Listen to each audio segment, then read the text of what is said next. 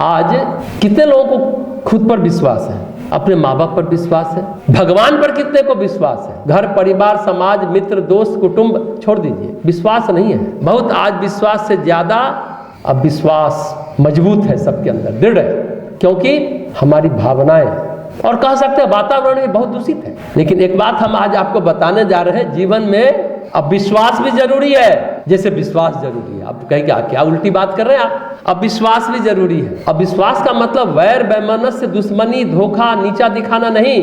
अब विश्वास मतलब वैमनस्य नहीं, सजगता।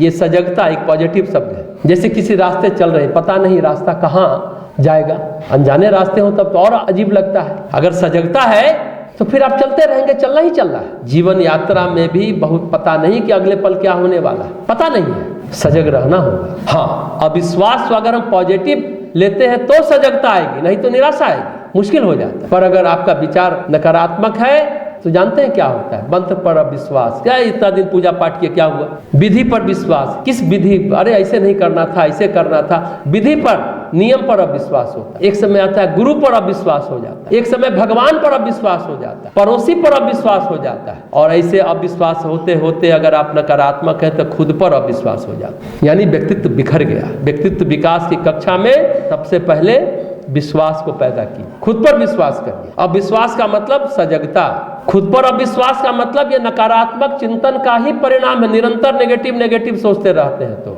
और अविश्वास मतलब अविवेक भी नहीं होता है। विश्वास और अविश्वास का मतलब है औचित्य की कसौटी पर खरा उतरना।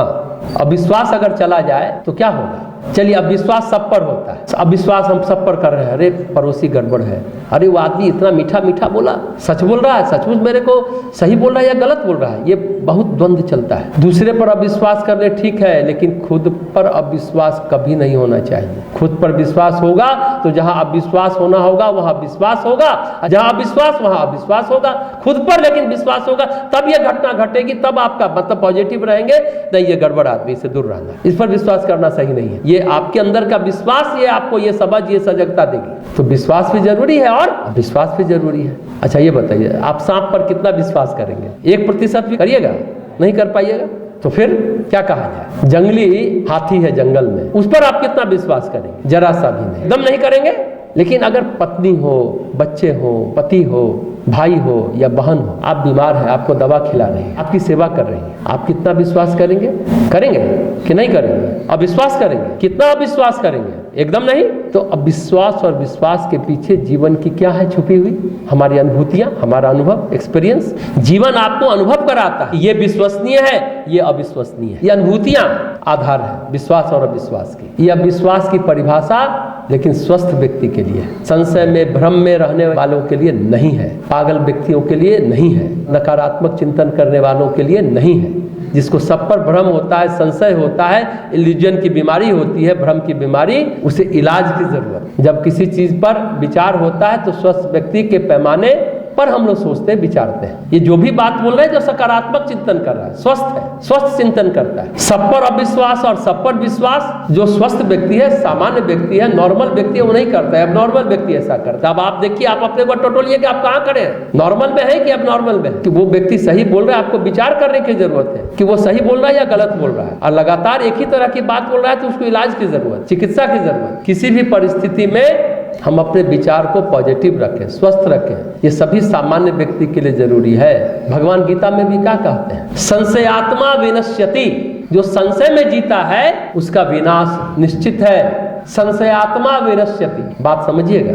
इसलिए संशय मत करिए, हमेशा संशय में जी रहे हैं, वह सही नहीं है। व्यक्ति पर अविश्वास, घर संबंधियों पर अविश्वास, पड़ोसियों पर अविश्वास, जैसा हमने कहा ना, गुरु पर अविश्वास, मंत्र पर अविश्वास, ये जो है भगवान पर अविश्वास। हम पूजा करें, गलती हो गई, अरे दीपक बुझ गया, अब कुछ घटना घट जाएगी, इस तरह का नकारात्मक चिंतन करते करते एक दिन खुद पर अविश्वास होगा और आप फिनिश। संशयात्मा विनश्यति, आप नष्ट हो जाएंगे। हाँ, विश्वास के साथ विवेक जुड़ा है, लेकिन अविश्वास के साथ भी विवेक जुड़ा है, तब ठीक है। दोनों के साथ विवेक जुड़ा हो तब बात बनती है। अब विश्वास के लिए लेकिन आप तर्क नहीं करते हैं, आपका संदेह नया नया तर्क रखता चला जाएगा अपने आप। ये जो है ना, अपने आप हो जाता है। लेकिन एक बात हमेशा समझिए, हर एक आदमी के अंदर एक खूबी है और उसके अंदर कहीं गुण भी है तो दुर्गुण भी है। जो हर बात के लिए बोलता है कि नहीं हम ही श्रेष्ठ है, तर्क करता रहता है और अपने को सही प्रमाणित करने की कोशिश करता रहता है, तो आप समझिए कि वो भी एक कमी है। जो हमेशा नहीं हम ही सही है, उसके लिए तरह तरह का तर्क देता है,